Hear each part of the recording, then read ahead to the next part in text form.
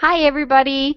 Welcome to this evening's mentoring call with Lisa Grossman. Um, Romy, of course, is on the road. Thank you very much, Romy. So we are going to keep going, and we're really excited that they got going, and I'm really looking forward to everything and all of the exciting things that they're going to be doing. Please make sure that you go to Romy Clark on Facebook and her public page and like that, because then it will bring the feeds into you so you can see all of the pictures and every place that they've gone. She also wanted to make sure that we acknowledge the Diamond Clubbers. You guys are rocking it out of the park. I cannot believe how amazing this is. We have Alicia as first and Bailey as second. Teresa is in fifth. Haley's in 11th. Uh, Genevieve is 15th and Holly is 23rd. Um, I don't know. For those of you that have done Diamond Club, you know how amazing that is to be up in those rankings and to know all of the hard work that the whole team has done together. And way to go, you guys, for pulling together and supporting your Diamond Clubber. And way to go, Diamond Clubbers, for keeping at it and keeping strong. So just a really, really great shout out to you guys. And with that, I'm going to turn it over. Oh, and LaTaryn has joined us tonight for her first time, and she's co-hosting. But I'm going to turn it over to Lisa. Well, thank you, and it's great to be here with both of you. I apologize for the hangout starting a little late, and I apologize even more so for my lack of voice, guys. I had an amazing weekend at the Association of Network Marketing Professionals, and got to see so many of the industry's best of the best of the best. So humbled to have been able to share the stage with so many of the industry's finest, spanning all generations, and was up till insane hours. And I have pictures to share and things that happen. I've still got pictures to share going back all the way to the last month I spent in Hong Kong. It's been such a whirlwind. The last month I spent in Hong Kong, getting home and going directly to Lauren's graduation, and then coming back and going immediately into the ANMP. An amazing event that is not promoted as it should be, that next year I hope to see everybody there, because we really are all professionals. And now, coming out of that event, was supposed to return to Hong Kong today. There was no way, because I've got a home renovation going on in the middle of all that, and a crazy painter who has been fired that I'm replacing her bad painting with really, really good painting, and hope she doesn't watch this video. And then next Wednesday, I actually return to Hong Kong. So it's just been wild. And what happened to me this past weekend was there were so many amazing speakers doing amazing trainings, and I spoke on the third day, right before the last session of speakers before going into the award banquet.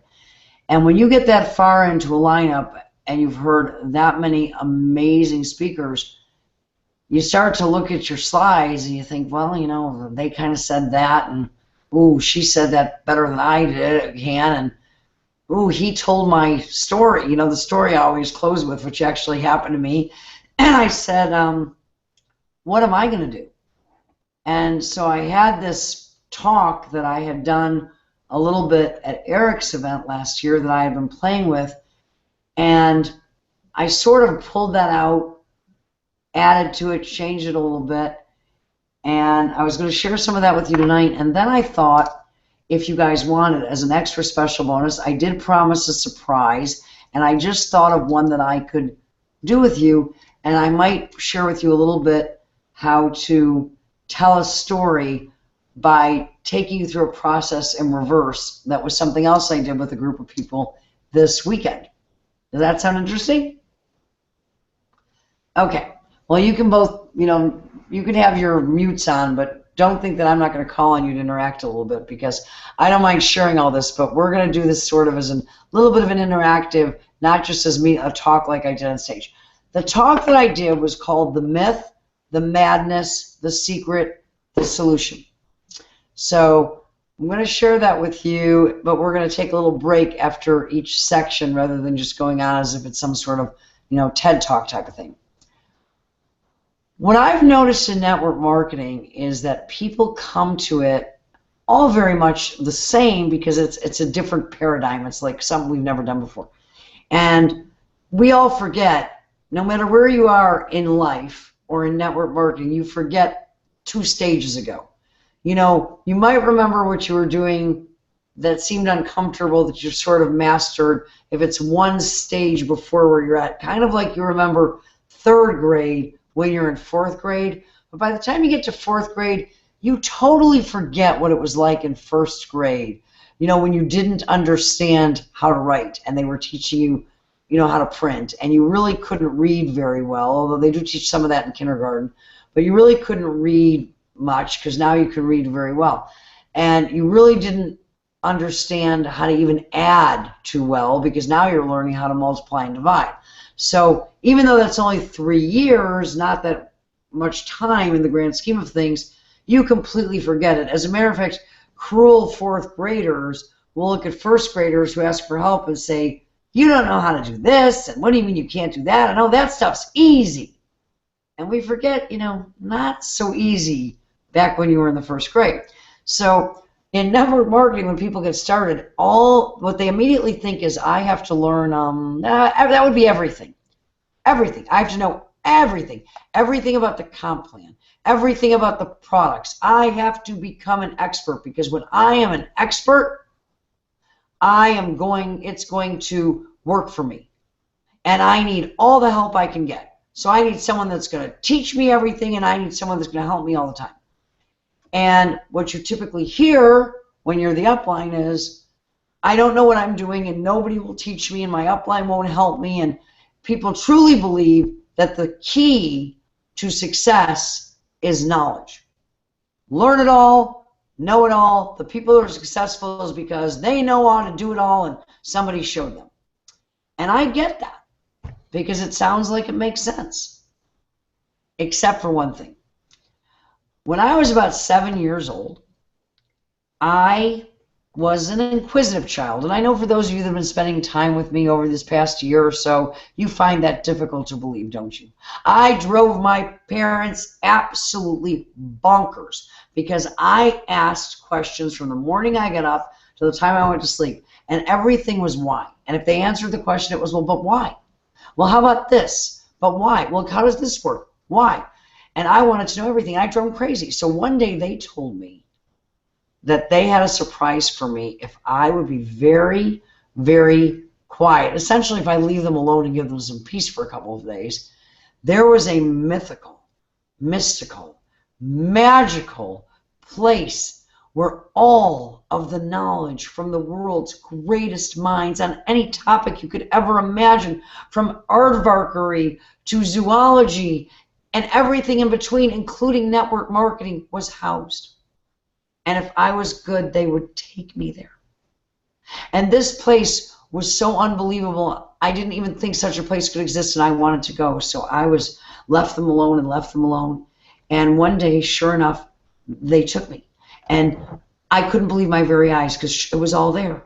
All the knowledge you could learn, the theory of relativity from Einstein. You could learn cooking from Julia Child. You could learn about network marketing from Jim Rohn back in his Herbalife days. You name it. It was there. And I couldn't believe, but they told me that every single town, village, and hamlet had one. And if that was not exciting enough, they had kind of a passport that would allow you to borrow the information and take it home with you. And I'm sure for those of you that are young, you think I'm making this all up, but such a place did in fact exist. They're still around. More often than not, they're more visited by those at universities today. But this was called a library. And all the knowledge of the world surely was housed there. But the strangest thing, only about 3% of the people took advantage of a library card.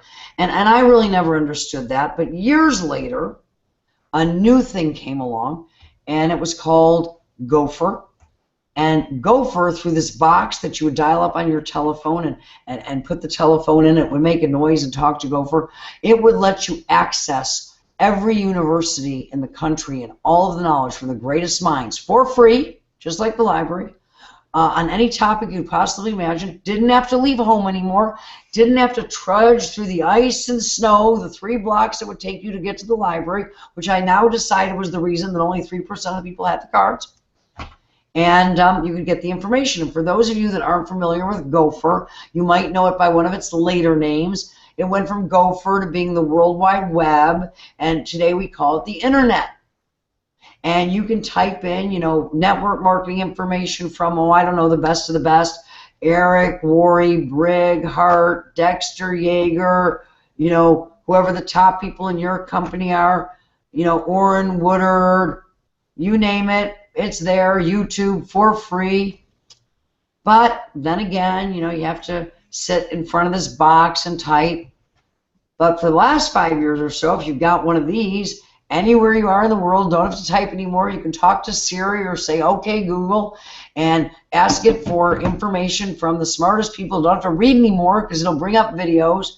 And for free, all of the best information on the subject is available.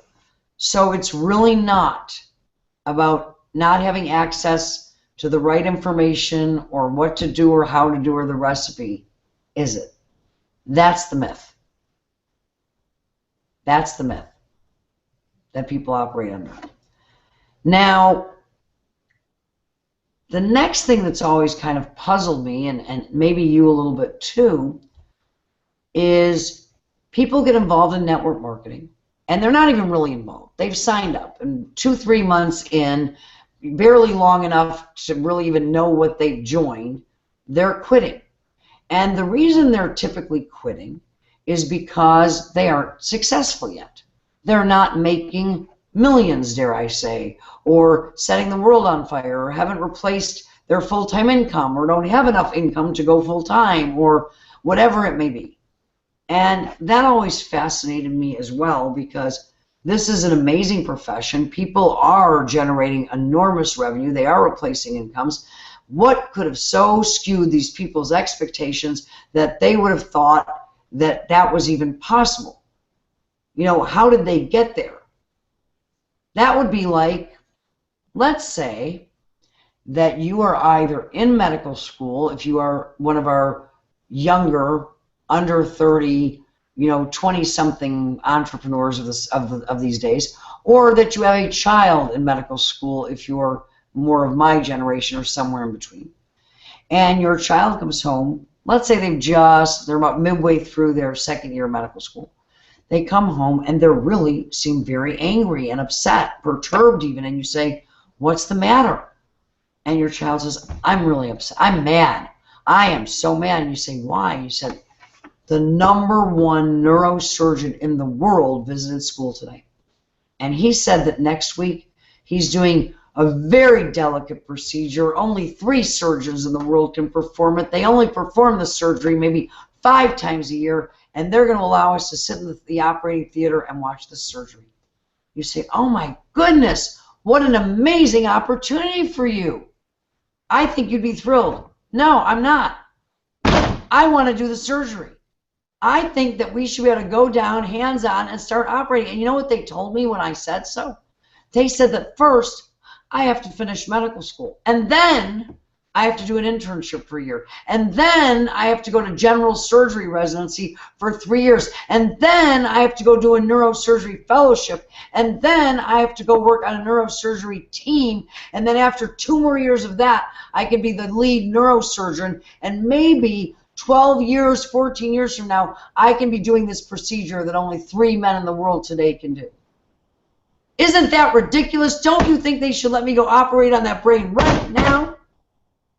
And you look at them and you say, but people in our space, that sounds ridiculous. Anybody who would say that to would say that's the most ridiculous thing they've ever heard. And yet, people in our space are very much like that 2nd year medical student, if they last that long.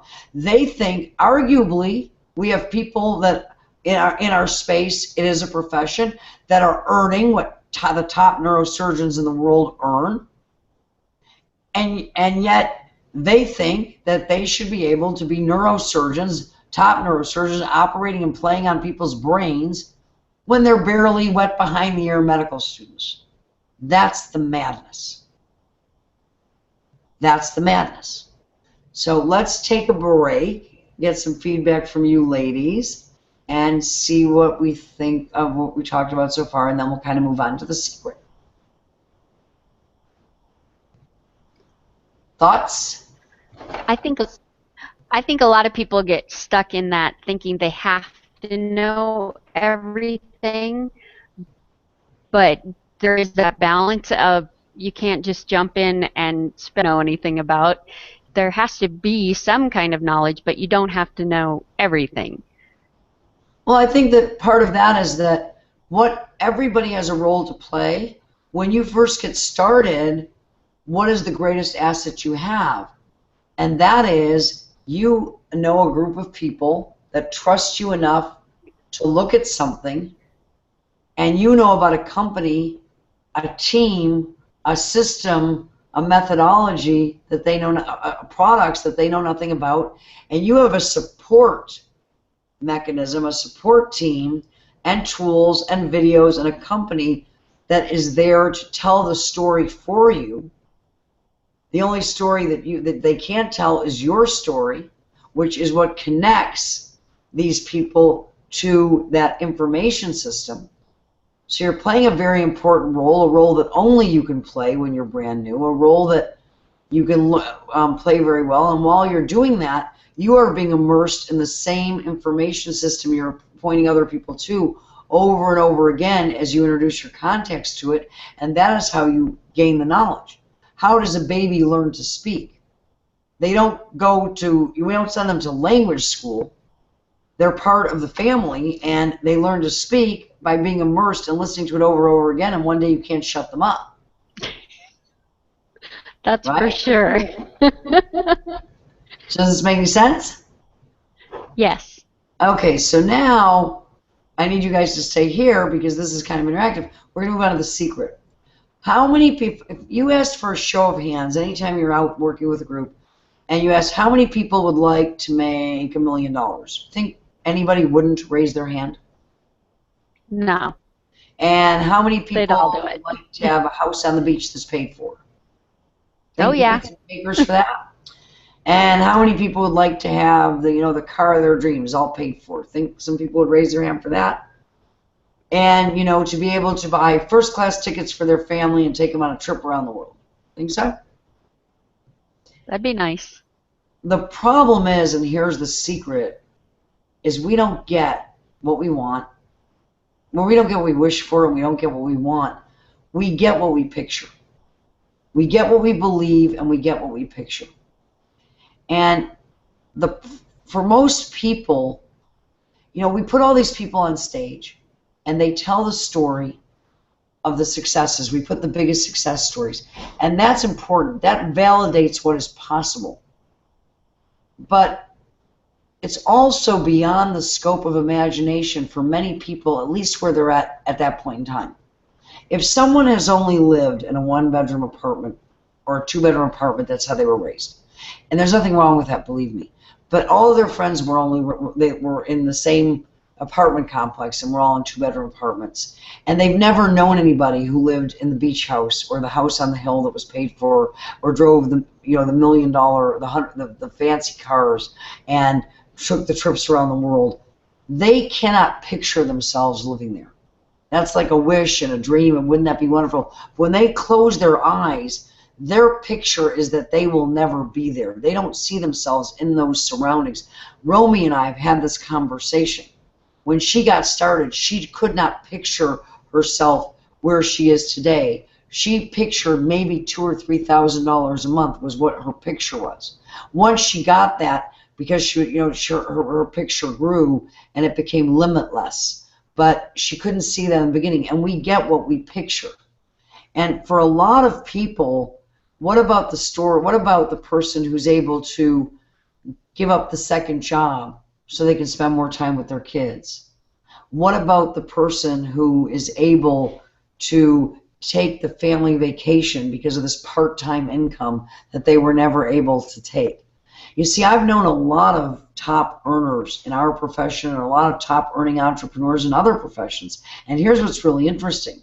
When they first started out, most of them, they didn't have a wish list that had, big house on hill and 3 cars. That wasn't how they thought back then. But they didn't know exactly what they wanted in the end game. But they had a very clear picture of what they didn't want. I don't like going to a job where someone tells me when I have to chew my food, even if I'm not hungry, because that's when we have lunch, is from 12 to 1. I don't like having to ask permission to be able to go to my son's soccer championship because that's during work. I don't like the idea that some person can make me feel small or make me feel threatened because I was 5 minutes late to some job. So they start out more with a list with a picture of what they don't want life to be, because they can picture that. They can picture having their wife or husband or one of them being able to be home when those kids get home from school. They can picture what that looks like. They can picture the look on their kids' faces if mommy or daddy's there when they get off the school bus instead of having to go to daycare. That's where they started. And once they got that done, they were able to expand the picture because their thinking got bigger. So the secret is we don't get what we want, we get what we picture. And lastly, the solution. And the solution to all of this is the community that you participate in and the community that you choose to be a part of, the people that you associate with, who leads the company that you're in. What is their thought? Because in order to expand your thinking, you need to be around people whose thinking is expansive. You have to be around people who value the things that you value, who are living the ideals that you wish for yourself, that are thinking, thinking who you want to, thinking in such a way as to who you want to become. That's the key. Because the communities you choose to participate in will dictate the types of communities that you become a part of creating, and will dictate the type of people that you attract to create and participate in the communities that you are a part of. Great communities of great thinkers accomplish great things. Like attracts like. I was saying earlier that how does a baby learn to speak? They learn to speak because of the community they're raised in, which is obviously, and the initial first community is your family. And a child learns to speak by being immersed in that family, listening to them speak all the time. But the quality of their language and the ideas they express with that language will be dictated by the quality of the community in which they're raised. And it's very much the same with where you are in life. The quality of the picture that you carry in your head of what is possible for you and how that picture grows and what you see for yourself will largely be dictated by the community and the company that you're keeping and the community that you are participating in and taking others to, if that makes any sense. So that's essentially it. And that was kind of the crux of the talk that I gave. So any thoughts on that? And then I'll give you your surprise. That's really great information. I like how you walked through all of it. And of course, I'm not as comfortable on here as my sister. I apologize. You're doing awesome. And by the way, you never are comfortable in anything the first time, but the first time is the hardest, because the next time you Absolutely. do it and you survive, you can do it, and that's half the battle. Whew, no, I'm glad. Hopefully nobody will lynch me. But just following through that whole thought process, I want to be the guy that goes down right away with the knife. I want to go in and get hands in there. So I totally understand that concept of, wait, I want to do this now without doing all of this other stuff first. I'm one of those bad ones. but I do like the way that you walked through this. This was really good information. Thank you. Well, just a way to get people. If we look at things differently, sometimes we see things we don't see. Yes. Okay, so a lot of people, well, first and foremost, what we are is storytellers. And if you want to teach, people remember what they learn in story. I laugh all the time. People bring up, people say they don't have a good memory and they can't remember a story. You always remember your own story best. But a couple of weeks ago, do you watch Grey's Anatomy by any chance? I don't have TV. Okay, have you ever heard of Grey's Anatomy? Yes. Okay, well, a couple of weeks ago, I was sitting in a restaurant waiting for someone to join me, and actually Derek Shepherd, one of the main characters, Meredith Grey's husband, died. And Oh. I was sitting in a restaurant, and I was talking to a friend of mine, and I said, and there was somebody, and I'm like, oh my, I just can't believe that Derek's gone, and, after 10 years, and that Oh couple's no. been through so much. And I was going on and on, and she was talking, and we're talking, and everybody else, and somebody behind me says, I'm so sorry. Oh no. Was he a good friend of yours? I burst out laughing. Oh no. Whoops. Because we were talking, if you were sitting on the outside, I was looking, I said, you remember after everything with the plane crash and, his surgery, and he finally just started operating again, and they just had the baby. And as you're going back, you're realizing how ridiculous the soap opera is with all these things that happened to them that couldn't happen to one couple in Yes. 27 lifetimes. But it's But you because remembered the story. but a good story gets you emotionally invested in the characters and in Yes. what's happening because of the way they unfold it. And because at this particular event, a story that I always tell, and I tell it well because I can tell stories and I've told it a lot. Somebody would heard me tell it, not even remembering I was where he heard it. Told it on the opening night, so I obviously wasn't going to close with that story. And I said, okay, no problem. I'll close with another one, and then I ended up not doing it because I went in a different direction. But I said, I'll just use an exercise. Years ago, I had been to a storytelling workshop, and it was very interesting because they gave you a plot, like information, and from it you had to develop a backstory to tell a story that made a point. So this is a story I'm going to tell you, and it really does make a point about network marketing. But then I'm going to tell you what I was given to develop the story from, and then I'm going to find one for you guys to play with yourself. So should we use a real company or a mythical company? Okay. The Sprinter Athletic Shoe Company, and we'll make them like a Reebok, not quite a Nike, but they'll be like the Sprinter Athletic Company decides that they are going to expand into Africa, and the president of the company decides that rather than from expanding from within, that he wants to bring in some hotshot sales guys from his competition that are young and really excited about going off to discover new lands.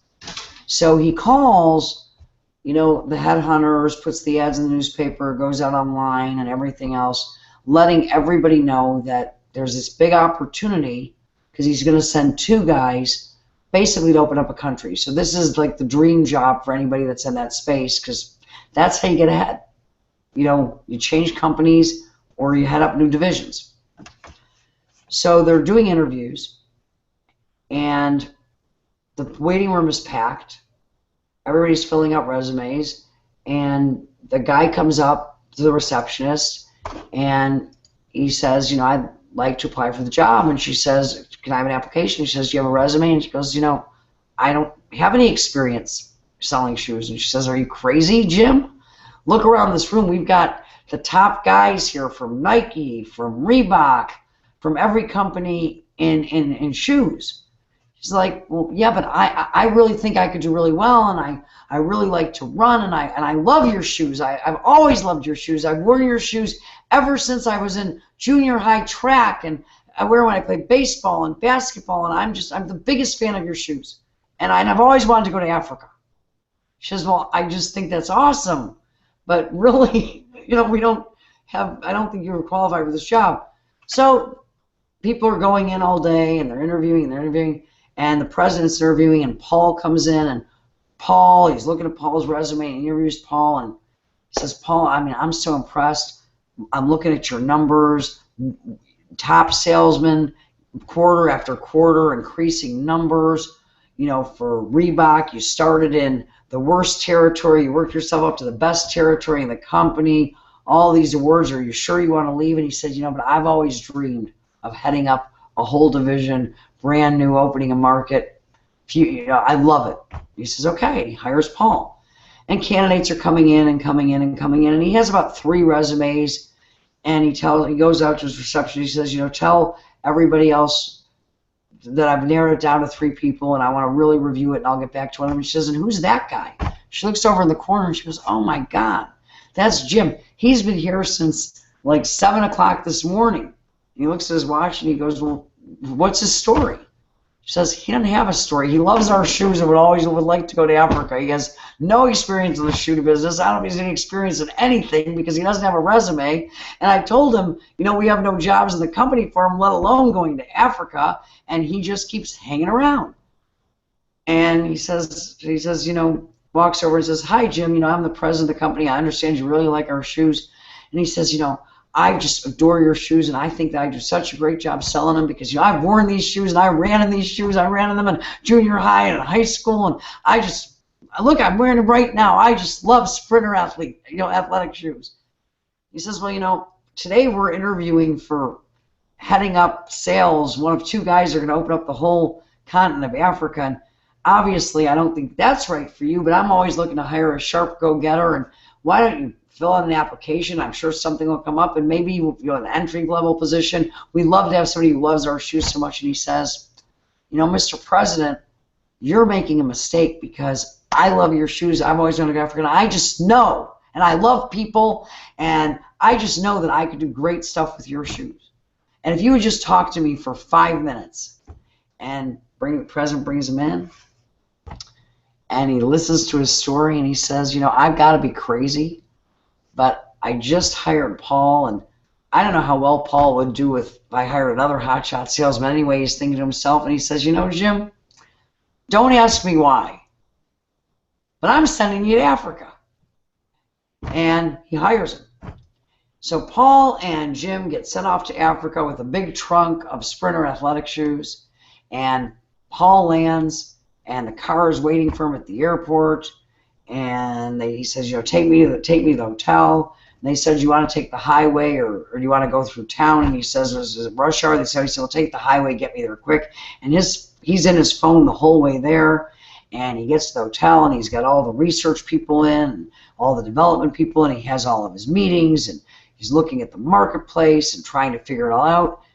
And after 2 days of meetings, he sends he gets on an email, and he sends an email back to the president. He says, this market's going to be tough to develop. I can do it, but long before we go into production, we're going to have to spend a lot more money here than I thought on research, development, and education because they don't wear shoes here. It's going to be an impossible market, but I can do it. And the president's looking at it going, well, thank God I hired Paul, because Paul he's the best of the best of the best, and this is going to be a really tough market. And another day goes by, and another day goes by, and he's going, well, I guess Jim beat me for a plane ticket to Africa because I haven't heard from him. And all of a sudden, his phone rings. It's like 2 o'clock in the morning, and it's like, hey, it's Jim. And he says, I'm sound asleep, Jim. What is it? He goes, oh, yeah, I forgot the time difference. I'm so sorry, but I've had such an adventure. He said, I landed, and I couldn't find that car you sent.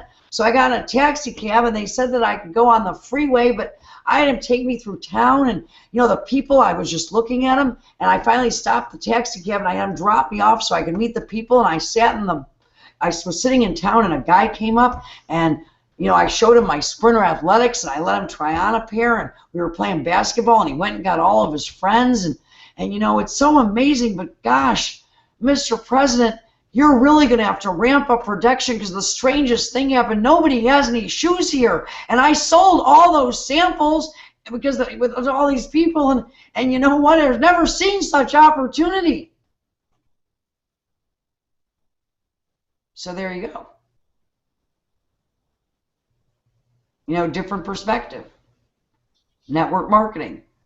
What I got, and I told it better a couple of years ago because I just had to think about it. But what I started with, what I was given was 2 shoe salesmen go to Africa. Nobody there wears shoes. One person said, "This is horrible. Nobody wears shoes here. We're gonna go broke."